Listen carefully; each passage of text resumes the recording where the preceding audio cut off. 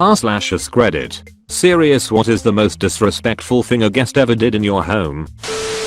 Damn, came late, world crushed this. A now ex-friend, we'll call him X, fell on hard times, and he and his dad needed a place to stay for 3 days between selling their house and moving into their new place. Asked if he could stay at my family home that I still had after my parents had passed, the house that they built, that I grew up in, and they died in. After 3 days it turns out there's a hiccup at the new place, and it's going to take another week. Okay, no biggie, but I bet a lot of you can already see where this is going. Meanwhile, the one rule I told him is that he can't have either one of his shitty sisters over during this time, because one of them is a notorious thief with a mile-long record, and the other is this lazy pushover, who I actually kind of feel sorry for, since the story I was told is that she got her kids taken away from her by being too afraid to put up any kind of fight for them, because she was afraid of her ex-boyfriend and his family. But she's also a pretty severe alcoholic and a klutz, so I don't want to have to come there and clean up after her, especially since I'm in recovery.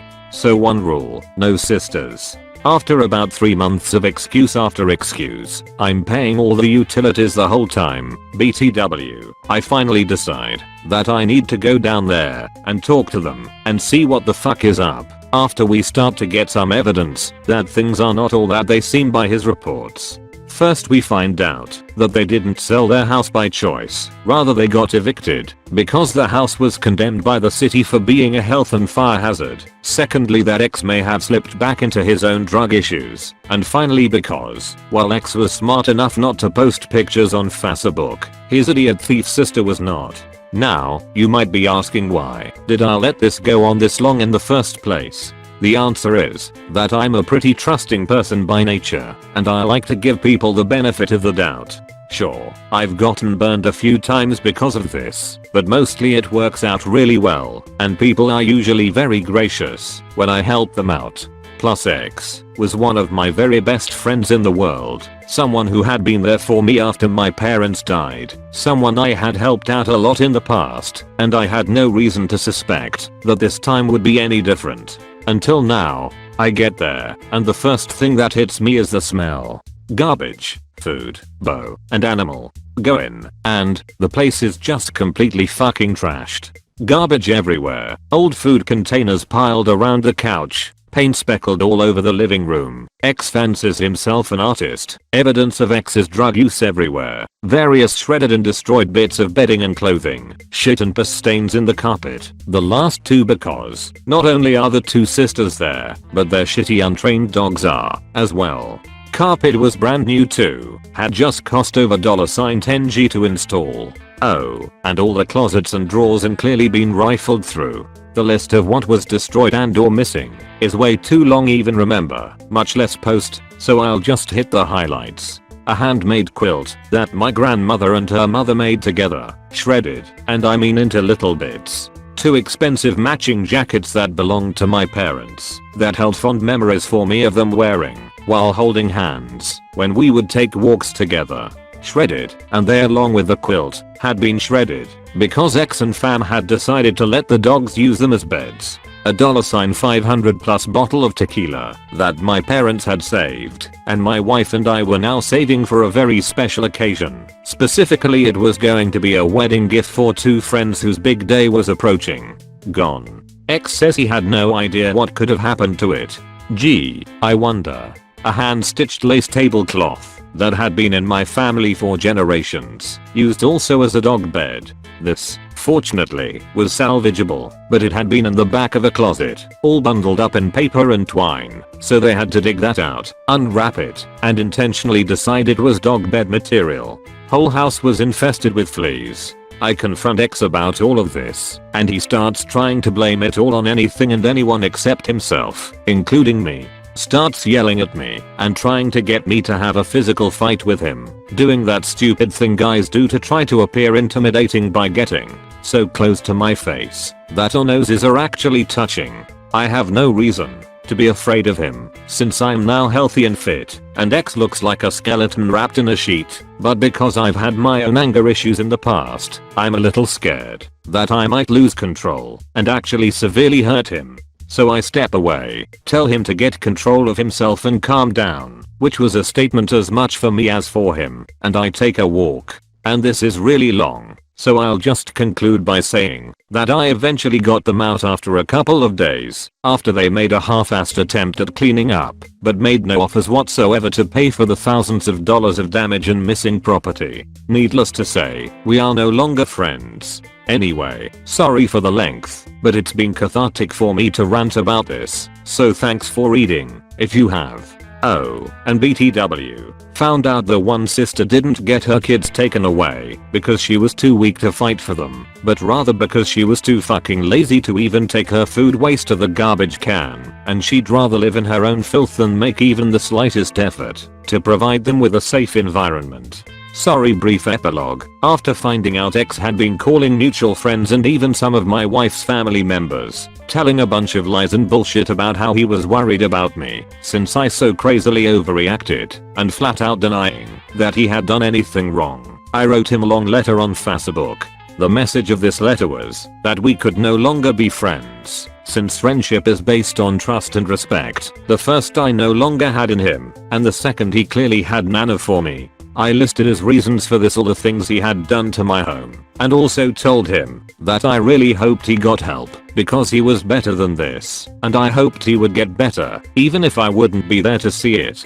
He responded by writing a screaming rant at me, calling me motherfucker this and that, and saying that I was projecting onto him and gaslighting him, which only basically proved that he had no idea what either of those terms means. I wrote back saying that, no, I didn't project the trashing of my place onto him, nor did I try to drive him crazy by making him believe that he had trashed the place when I had actually done it. Asked him to please stop calling my family members and telling lies to our mutual friends, which he finally did when I pointed out that all I would have to do is show people the pictures of what he had done to my house. Reiterated that I hoped he got help, gave him time to get the message, and then blocked him on everything through which we had contact. The fucked up thing is, I still do actually hope he gets help, even though I can never be friends with him again. But he probably won't, and I'm pretty sure the next thing I hear about him is either going to be him going to jail or dying. Makes me fucking sad. TL/DR. Let friend stay at my family home when he was in need. Ended up trashing it and our friendship. Edit. Words and epilogue. My fucking mother-in-law. We had some trouble in 2012 where we had to move. Had a hard time finding a place. Made the mistake of accepting help from her. She spent her whole trip here basically calling me a horrible person and a worse mother because I didn't enjoy my children. Because I guess I wasn't happy enough in the face of temporary homelessness and the extreme stress that comes with that, where she started going off about how my daughters needed to live in a neighborhood where they were in the majority and defended herself from being called a racist with. I just don't think blacks and whites should marry. But she happened upon a little apartment in a fourplex that was in our budget and managed to not notice that the entire neighborhood was full of Mexican nationals, so she didn't sabotage our meeting with the landlord like she already had with a little house in a more obviously minority neighborhood. Anyway, she decided she was gonna buy us furniture and we were in no place to say no. So we got left with what she felt we should have, which I'm pretty sure included bed bugs. Thanks Mill. I haven't owned a TV since 2006, but she insisted on a giant entertainment center and analog cord that, because of the digital switchover, wouldn't even work. And of course she took her son with her when she went to buy this shit, because he wouldn't tell her no. And she went back to East Texas and we lived happily ever after, until she came back and felt enough ownership over the stuff she loaned us money for. Note that she framed it as a gift until it was in the house, then started talking about when we'd pay her back that she just rearranged all my fucking furniture. And not just the big stuff, though she did that too. No, this bitch went into my kitchen where I had everything set out logically, things I needed to cook with near the stove, the silverware in the drawer underneath the cabinet holding the dishes, and rearranged all of that too. She was just here over a weekend. She wasn't invited, but I guess she felt entitled. And that was how we learned to never ever ask for help again. We own a house now, and didn't say a damn word to her during the buying process. She didn't learn about it until we had keys in hand. and she's only been invited over once, during a housewarming party, where there were lots of other people, so she had no opportunity to fuck with my things, even if she wanted to. My wife's hillbilly, meth head father came to stay with us for a week when our daughter was barely a year old and we were in the process of moving from a 1-bedroom apartment to a townhouse in the suburbs. This guy, he told us the exact same fucking sob story about how his life sucked. No one would give him a chance. He couldn't find work, etc. the entire time he was staying with us. If he was talking, he was whining and retelling us this same story. I have it memorized from hearing it so many times, and I can still recite it now, nearly 5 years later. Dude had a major sweet tooth, ate every last cookie, piece of candy, box, or cereal and speck of ice cream and the entire place in his first 2 nights, then demanded we get more. The only thing he didn't touch were the Oreos, or so we thought. Nope.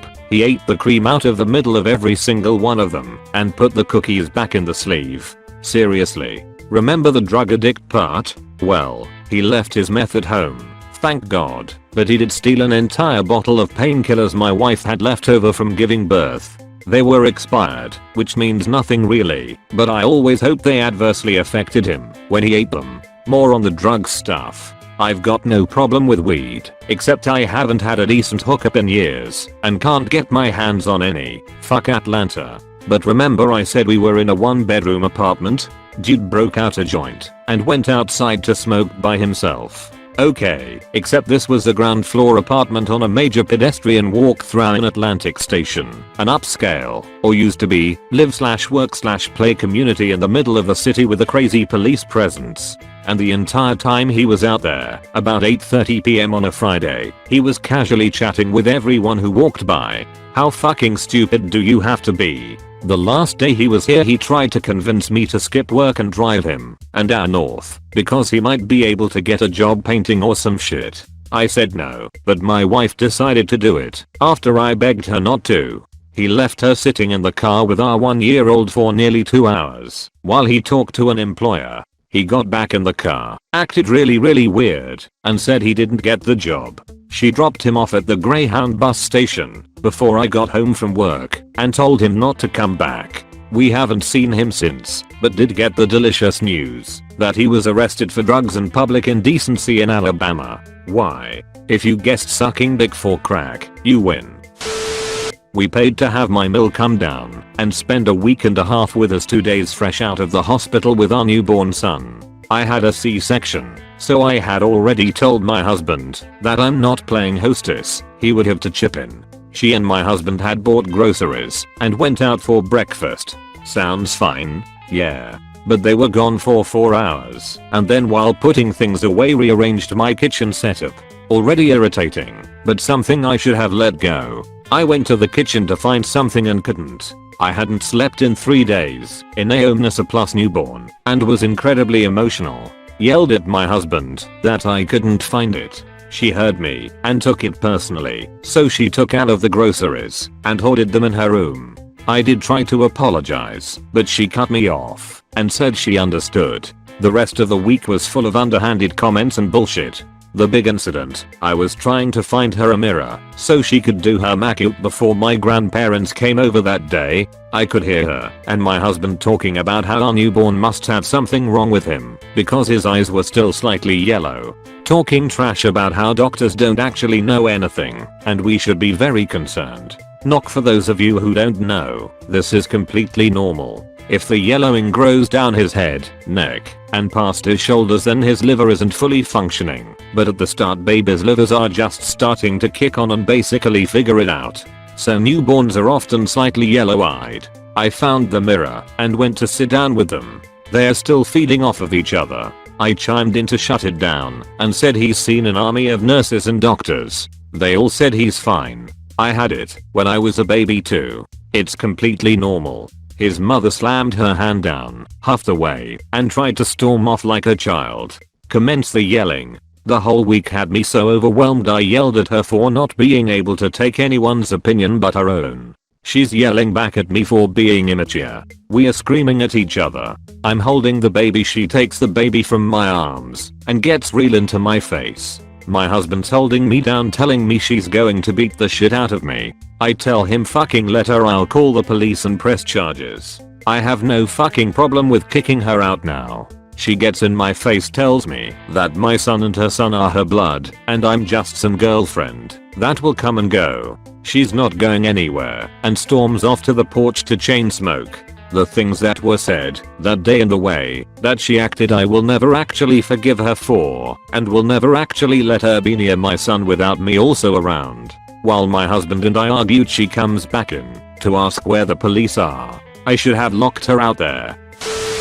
My partner's friend was staying with us and brought his large dog. One night his dog tore up one of the bed's pillows. Instead of letting us know, he just stuffed the pillow and feathers into the pillowcase to hide it. He left the next day and I went to wash the sheets. I pulled the pillow out of the case and completely covered the room in feathers. It was 3 months ago and I'm still finding feathers floating around. We give him a lot of grief for it. Edit. I was just reminded about what happened a month later involving the same guest, Kevin. So Kevin comes back to stay with us for their fantasy draft. All the guys in the league are in town to draft and party, so we are hosting 2 guys, Kevin and we'll call the other guy back Paul. I have known both for years. We all went to college together. It's cool. Saturday is a big day to golf and draft, but it was also a really big day for me. I had been running for a year, never exercised before, and had trained hard for 6 weeks to run a 15k that Saturday. So the run goes great. I'm lazy the rest of the day. Meanwhile the guys are golfing, drinking, gambling on golfing and drinking. They rush home to change and head to a specific wing place that has fantasy draft specials. I'm home when they come to change and meet another member of the league, Mick, who has known Kevin since they were kids. He's pretty tipsy, but we talk about running. He's been training for a full marathon that's in 2 weeks. So they leave, and I go to bed before they come back. They all come home pretty dinged up, which is totally fine. Turns out Mick is going to crash on the other couch. He definitely couldn't drive. My partner gets in the shower in our master bathroom that is only accessed through our master bedroom, super common. I'm exhausted bed and all of a sudden someone busts through our door and into the bathroom. It's Mick. He starts vomiting chicken wings into the sink, not in the toilet next to it, into the ducking sink. All the while my partner is yelling at him to move to the toilet. Side note, we do have another bathroom that was closer to him and empty. Anyway, both Kevin and Paul rush to help and try to shove the food down the bathroom drain because you know, we have a garbage disposal in our bathroom. Finally they began scooping it out into a trash bag. I remained in bed with my back turned and pretended to be asleep. After the chicken sink fiasco, Mick settled down and passed out. My partner finally got into bed and apologized, had a little laugh, began to fall asleep. Not even 60 seconds passed before the silence was broken with Mick screaming, "I'm going to shit myself." "Of course you are, Mick, of course you are." He was ushered to the proper bathroom. He used the toilet correctly to the best of our knowledge. Crisis averted. Right? Fast forward 15 minutes to us being woken up by a heated argument in our living room. Mick was at it again, this time choosing the laundry room as the ideal spot to vomit. Thankfully, he was redirected away from my washer and dryer I had just paid off and threw up in the bathroom. He was convinced he was being guest of the year by choosing the washing machine instead of throwing up on the sheets. His argument was based off of fact water is connected to the washer is connected to the sewer, so on and so forth. Mick, your logic is fucking infallible. No one agreed for obvious reasons, but he is a lawyer, and he put together a pretty convincing argument in person. Impressive. After that argument, he was found sitting in our garage in the dark because he felt unwelcome. The next morning he left before anyone woke up and sent my partner a passive-aggressive apology. "Thanks Kevin for inviting your friend to crash with us." When I was 10, my mother and I moved across the country from one city to another, leaving all our friends behind. We didn't get to see many of them for years. When I was 13 and had to have knee surgery, and when one of my mother's old friends, let's call her fat bitch, found out, she said she was coming up to support me and my mother and help out while I was recovering. This was a woman who was like an aunt to me. The plan was she'd stay with us for 2 weeks and help me if I needed it while my mother was at work. She arrives the night before my surgery, has dinner and breakfast, and then goes with us to the hospital, all the time being extremely supportive and helping me and my mother through our anxieties about the surgery. Unfortunately, that's where it stopped. When I woke up, fat bitch had gone to get lunch and had eaten too much and gotten food poisoning or something, then had to go back to our place to sleep it off. Sounds legit enough at the time. That night my mother stayed to have dinner with me at the hospital. She got a call from fat bitch who was asking, why aren't you here? I come up here to hang out with you and you're nowhere. My mother obviously replies that she's in the hospital with me, to which fat bitch says he'll be fine. Let's go to a bar. Surgery didn't go as well as we thought it would, so I ended up staying in the hospital for a few more nights, and every night it'd be the same thing. Then when I finally got home, fat bitch would start saying the same things and start fights with my mother. I came up to see you. Why aren't we going out? We are meant to be having fun. Last time I saw her she was meant to be hanging out with me while my mother was working, but instead she was packing her shit while complaining about my mother on the phone to her husband. She didn't even say goodbye on the way out. Apparently my mom got a text from fat bitch recently saying she was in town and she wanted to hang out because she'd forgiven her. Mom obviously told her no and to not contact her again. My best friend was staying with me and my husband for the weekend.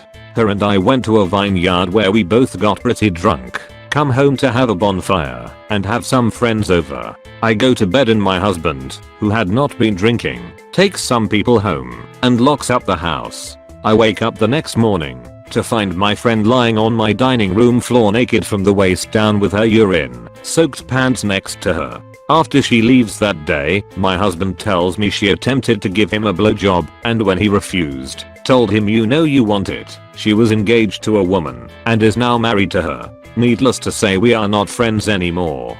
There's more to the story if anyone wants to hear it, but it's a lot to type out. Edit to add more. So, as I'm changing the bed after my friend leaves, I discover she has peed all over the bed and it had gotten on the mattress. When I address this with her, she offers to have a new mattress sent to me and have my carpets cleaned, since she had thrown up on them too. When she finally sends me an email apologizing, she adds a paragraph grasping at straws to justify her behavior. She thought everyone was drunk, but she guessed she was the only one. No, but we're all adults and put ourselves to bed when we should. And also, she felt like she had sex, but there was no proof and she felt violated. When I read that, I immediately texted her demanding to know if she was implying my husband sexually assaulted her. She said no, that's not at all what she said.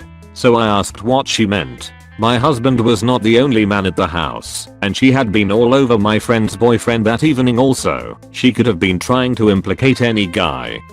She told me to just forget it, and I assured her I would never forget any of this. Just to add, she weighs a considerable amount and was on her period at the time of the visit. I feel like if anyone had assaulted her in my very bright white dining room, I would have noticed. I sure as hell noticed the throw up and pee all over the place. Also, her girlfriend had complained to me about her tendency when drunk to inappropriately text her male friends naked pics, and I know how inappropriate she can be when she's had too much. I had a really hard time breaking up this friendship, and I was trying to figure out how we could stay friends. However, when my husband asked me if I would be comfortable with him continuing a friendship if one of his friends did something like that to me, I knew exactly what I had to do. Unfriend on Facebook, breakup letter detailing why I would not be continuing our friendship, number deleted and blocked. Then she had the gall to tell me my services would no longer be needed as a bridesmaid in her wedding.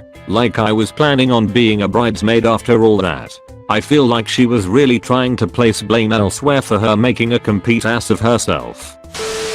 Probably late for this, but it's just too good of a story to pass on. Also not sure it counts as disrespectful, but here it goes. When I was 18 or so, I awoke one Sunday morning just in time for lunch, and I heard voices from the living room, which suggested we were having guests over for lunch. No biggie, I'll just go glare at my plate and try not to vomit the shots from last night, apologize and head to my room.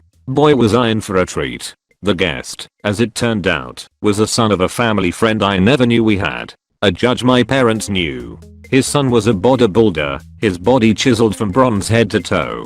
To boot, I'd put his IQ just a tad over solid fucking zero. I'm just so hungover and trying to snap out of this madness that I forget not to laugh when he starts recounting the importance of his bodybuilding achievements for the greater community, because the world will know that us, nationality, are the strongest in all of continent. The rest of the table is dead silent. Mind you, none of us have any interest in any of this. We take hospitality pretty seriously where I'm from, so no one is making a fuss out of this. A couple of minutes pass. He tells, not asks, my grandma to go make him an omelette because lunch didn't exactly cover his macros for the meal. More out of confusion than hospitality, she proceeds to make him his damn omelette. He will sit down within a minute and we proceed to sit on the terrace and try to move on to more normal topics. He's stealing the show.